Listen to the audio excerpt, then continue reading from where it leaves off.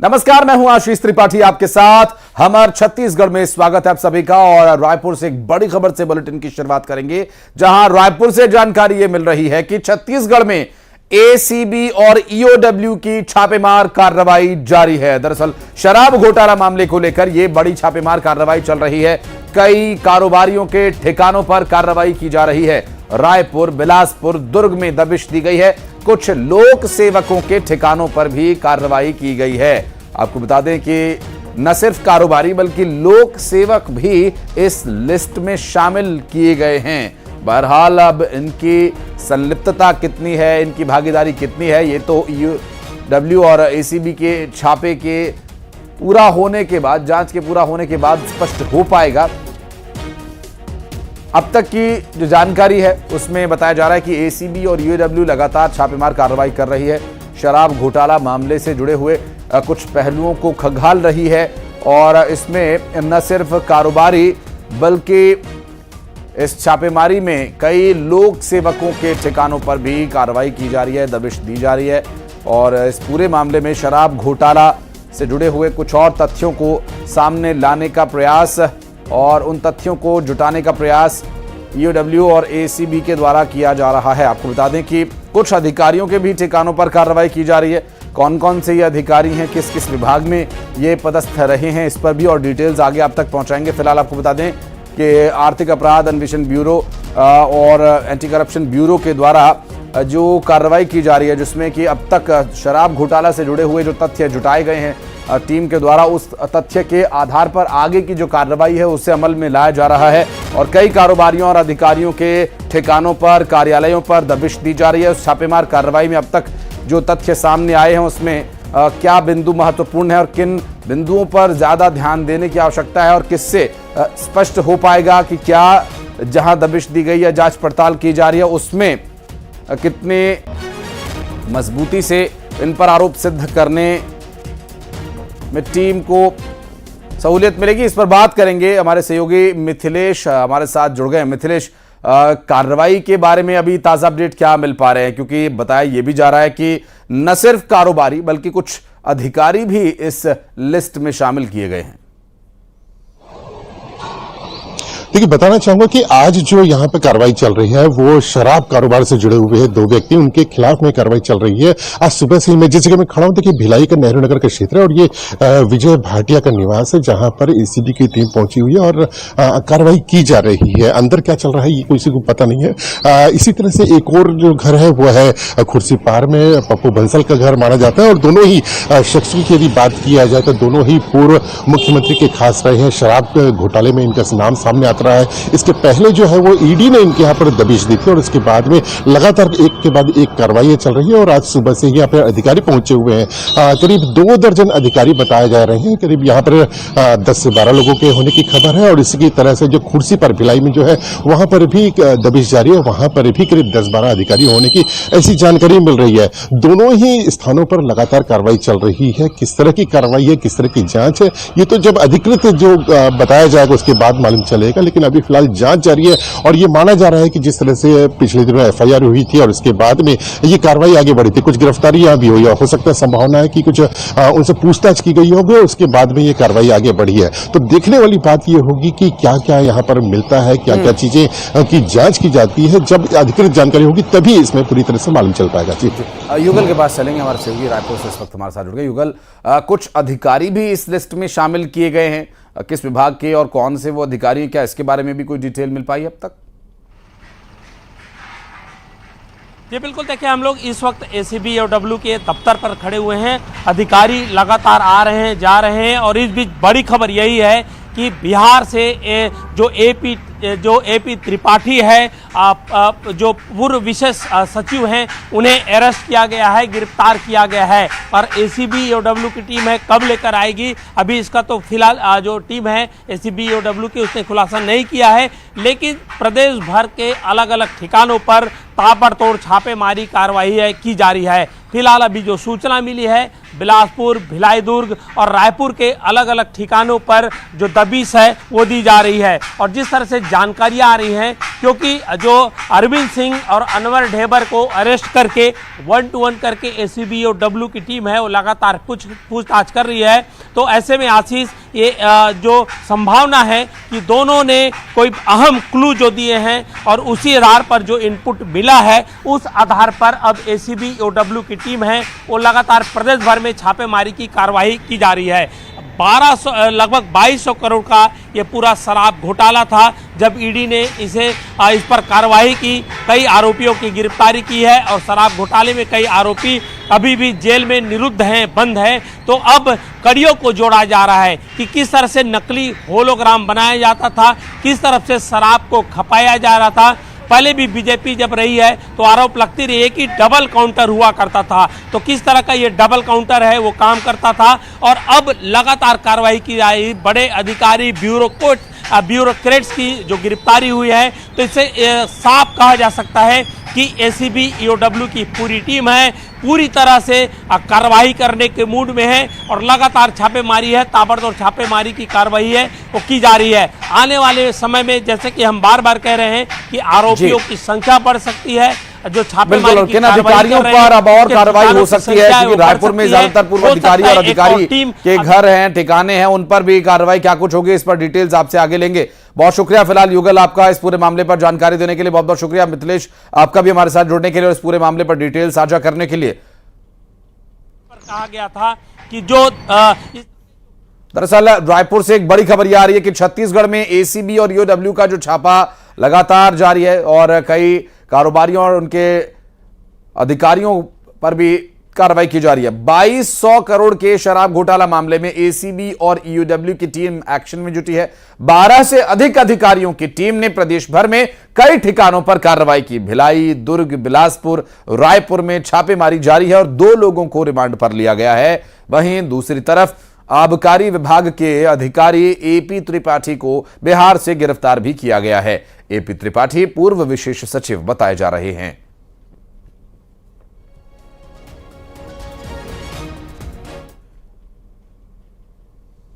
ACB और EOW की आज ताबड़तोड़ छापेमारी कार्रवाई है वो लगातार जारी है।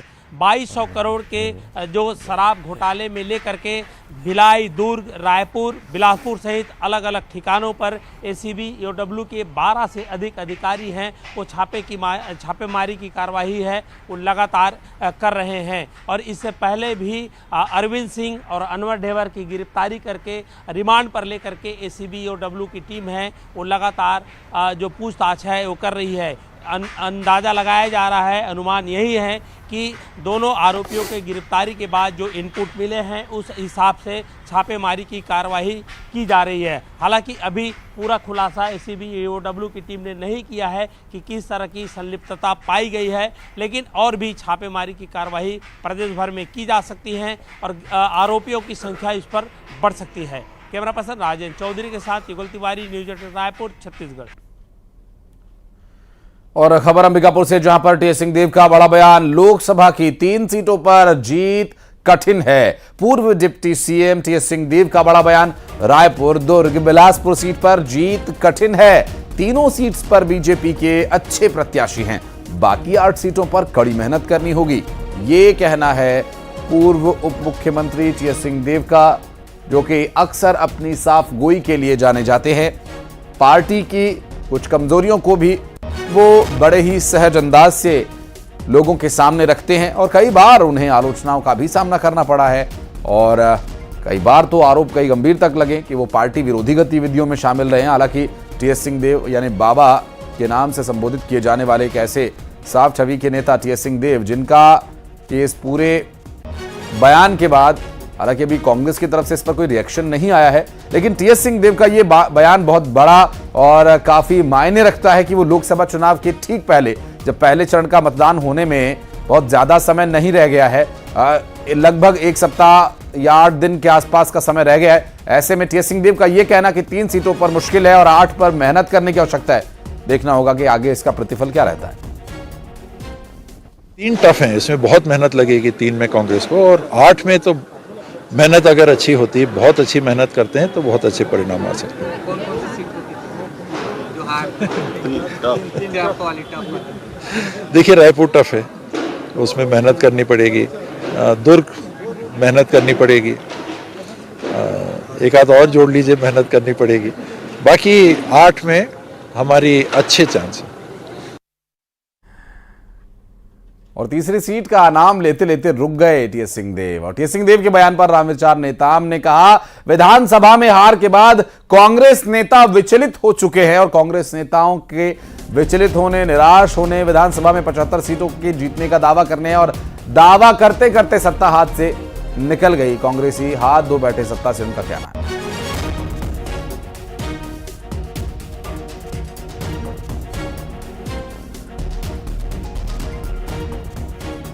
अब अगर ये तो 65 से 75 सीट जीतने वाले थे, उस समय दावा यही लोग करते थे, तो दावा करते करते लोग कहाँ पहुँच गए सबको मालूम है। और सच में पूछा जाए, देखा जाए आप लोग कभी कि ये सब कांग्रेसियों का मनोबल पूरी तरह से टूट चुका है, उनका हिम्मत नहीं है। वो अभी उनका सरकार गया, लेकिन इतने जल्दी कांग्रेसी इतना हताश, इतना निराश और इतने विचलित हैं, पूरे के पूरे साफ होने वाला है, ये देखते रहिएगा।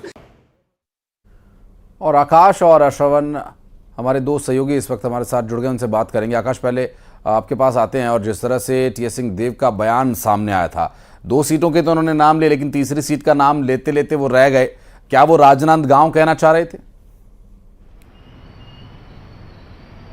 जी बिल्कुल, देखिए जब टीएस सिंहदेव का बयान आता है तो नपातुला बयान आता है, और जो ज़मीनी स्तर की बात है, जो स्थिति एक्चुअल में है, वो उसकी बात हमेशा कहते रहे। अभी भी जो उन्होंने बात कही दुर्ग और रायपुर सीट का नाम लिया, इसके अलावा वो राजनांदगांव सीट ही थी जिस पर उन्होंने कहा और स्थिति को बताया कि किस तरीके से टफ है सीटें, क्योंकि उन्होंने ये भी कहा है कि जो युवा हैं बीजेपी के, वो लगातार मेहनत कर रहे हैं और बड़ी अच्छी मेहनत कर रहे हैं। इस पर अभी रामविचार नेताम जी का बयान आता है, उन्होंने भी कहा है कि जिस तरीके से कांग्रेस चुनाव के दौरान जो 65 और 75 बार की बात करता रहा, तो उसके बाद जो स्थिति हुई तो कहीं ना कहीं हताश हैं, तो इस वजह से बयान दे रहे हैं। बयान दोनों का ही सामने है, लेकिन इसके पीछे के 2 कारण हमको समझना होगा। पहला तो ये विधानसभा चुनाव में जिस तरीके से कांग्रेस की हार हुई थी, और दूसरा कारण यह कि कांग्रेसियों का भाजपा में लगातार प्रवेश जो होता रहा है, कहीं ना कहीं उसके चलते भी कांग्रेस कहीं ना कहीं कमजोर स्थिति होते दिखी है। और इसकी जो रिपोर्ट है वो कांग्रेस संगठन तक पहुंची है।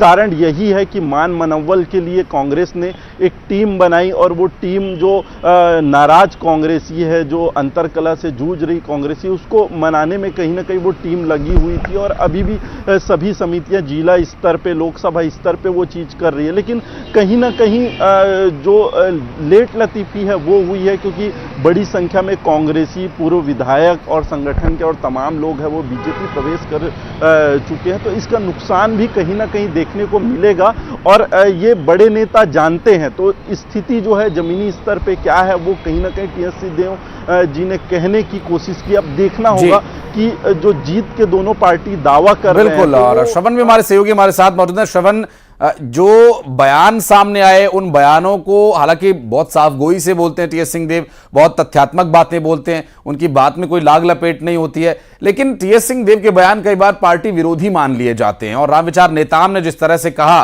कि ये तो हार की हताशा है, विचलित हो चुके हैं कांग्रेसी, कार्यकर्ताओं में क्या संदेश जाएगा इससे? जी बिल्कुल, कार्यकर्ताओं में संदेश तो जाएगा ही, क्योंकि जिस तरह से उनकी बेबाक बयानबाजी में इन्होंने साफ तौर पे ये कहा है कि दुर्ग, बिलासपुर और रायपुर की जो लोकसभा सीट है उसमें जीत पाना बड़ा कठिन है, और इसके अलावा जो बचे 8 जो लोकसभा सीट हैं उस पर भी बहुत कड़ी मेहनत की जरूरत है। और जिस तरह से उनका बयान आया है वो कहीं ना कहीं एक निराशाजनक जो प्रत्याशी हैं उनको भी किया जा लग सकता है। और जो है जिस तरह से उनका कहे कि एक तरह ये भी माना जा सकता है कि विधानसभा चुनाव में लगातार जो करारी हार हुई है उससे जो है पार्टी के जो कार्यकर्ता हैं वो नाराज है कांग्रेस के कहीं ना कहीं, और इनको एक्टिव करने की जगह जिस तरह से इनका बयान है इससे जरूर वो थोड़ा डीएक्टिव हो मामले पर जानकारी देने के लिए। और बस्तर से खबर, जहां कवासी लखमा के खिलाफ एफआईआर की मांग की जा रही है। मामला दर्ज कराने के लिए बीजेपी के कार्यकर्ता थाने पहुंच गए। पीएम मोदी पर टिप्पणी को लेकर कार्रवाई की मांग की जा रही है। बीजेपी के विधि प्रकोष्ठ ने थाने में आवेदन दिया है। कांग्रेस प्रत्याशी के प्रचार पर रोक लगाए जाने की मांग की जा रही है। बस्तर से कांग्रेस प्रत्याशी कवासी लखमा जो कि एक बयान को लेकर घिरते नजर आए थे, और अब उस बयान को लेकर कवासी लखमा के खिलाफ भारतीय जनता पार्टी कार्रवाई की मांग कर रही है।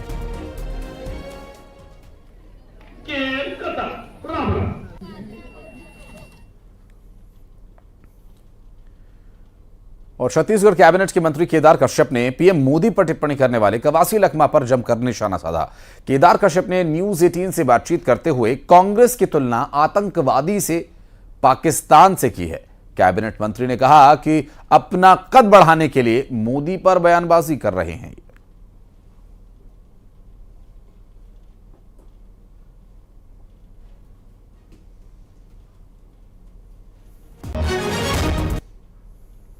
दे रहा है। अभी हमारे साथ मौजूद है वन मंत्री केदार कश्यप जी। केदार कश्यप जी, लगातार कांग्रेस की तरफ से प्रधानमंत्री नरेंद्र मोदी के खिलाफ बयानबाजी आ रहा है। अभी चरणदास महंत ने कहा था, उसके बाद कवासी लखमा की भी टिप्पणी आई है, शिकायत दर्ज हो गई है थाने में। बिल्कुल शिकायत तो दर्ज होगी, और पहली शिकायत तो हमारे यहाँ पर कवासी लखमा की दर्ज हुई जो पैसे बांटते हुए आई। और जहाँ तक हम तो हमारे नेता हैं ही, माननीय नरेंद्र मोदी जी देश के नेता हैं, दुनिया के नेता हैं। दुनिया के लोग आज कांग्रेस को जिस तरीके से देख रहे हैं और जिस तरीके से उनके वो भाषा का उपयोग कांग्रेस पार्टी के लोग कर रहे हैं, उस बात को लेकर के आम जनता तक भी इस बात को कह रही है कि कहीं ना कहीं से कांग्रेस पार्टी की जो भाषा है वो यहाँ के आतंकवादियों की भाषा है और आईएसआई की भाषा है, पाकिस्तानियों की भाषा का इस्तेमाल ये कांग्रेस पार्टी कर रहे हैं। इस बात को लेकर के पूरे देश के लोग आज उनको तिरस्कृत कर रहे हैं। जी बिल्कुल, प्रधानमंत्री नरेंद्र मोदी को ही क्यों टारगेट कर रहे हैं? क्या 11 सीटों पर प्रधानमंत्री का चेहरा है, इसलिए कहीं ना कहीं डैमेज करना चाह रहे हैं? माननीय नरेंद्र मोदी जी आज हमारे देश के नहीं, दुनिया के सबसे ताकतवर नेता हैं और दुनिया के सबसे बड़े चेहरे हैं, और अपना कदम ऊंचा करने के दृष्टि से, बढ़ाने के दृष्टि से वो आज नरेंद्र मोदी जी के ऊपर उस तरीके से आपत्तिजनक टिप्पणियां कर रहे हैं। पोस्टर वार भी केदार जी लगातार देखने को मिल रहा है। आप लोग कांग्रेसी पक्ष की ओर लगातार पोस्टर वार कर रहे हैं, लगातार टिप्पणियां भी सामने आ रही है। राजनीति की दृष्टि से हम जो कर रहे हैं वो बड़ी शालीनता के साथ में हमारा काम है, और जहां तक यदि बात है पोस्टर की दृष्टि से, तो कांग्रेस पार्टी के बड़े बड़े नेता ये कहा करते थे कि कांग्रेस का गांधी परिवार से अमेठी के चुनाव में यदि कुत्ता भी खड़ा हो जाए तो वो चुनाव जीत करके आ जाएगा। लेकिन पिछले चुनाव के परिणाम आपने देखा कि अमेठी में किस तरीके से वहाँ के राहुल गांधी को भागना पड़ा, वहाँ अमेठी छोड़ करके वायनाड की ओर भागना पड़ा। ये थे वन मंत्री केदार कश्यप जी, जिनका कहना है कि समर्थन लगातार लोगों का मिल रहा है भाजपा को, और आने वाले लोकसभा चुनाव में भी जो सीटें हैं 11 की 11 वो जीत कर लाएंगे। कैमरामैन नवीन के साथ आकाश शुक्ला, न्यूज 18 छत्तीसगढ़। और रायपुर से बड़ी खबर, बीजेपी का कार्टून वार जारी, चरणदास महंत के खिलाफ पोस्टर वार जारी। पोस्टर में चरणदास महंत पर बीजेपी ने लिखा, मोदी को अपशब्द कहने वालों को मिलेगा जवाब, जनता अपशब्द कहने वालों को सिखाएगी सबक। और ये वो पोस्टर है जो कि बीजेपी छत्तीसगढ़ की तरफ से जारी किया गया है, और इसमें चरणदास महंत का कार्टून बनाया गया है, और उनके कार्टून को लेकर उस पर जो उन्होंने बयान दिया था, उस बयान को लेकर भी निशाना साधा।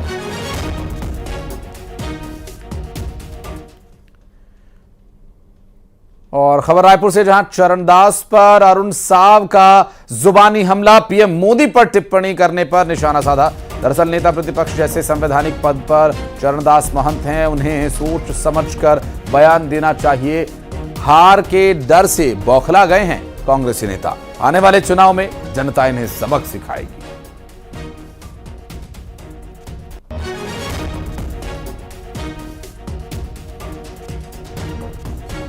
इससे स्पष्ट हो गया कि उन्होंने जो बातें कही वो उन्होंने कही है और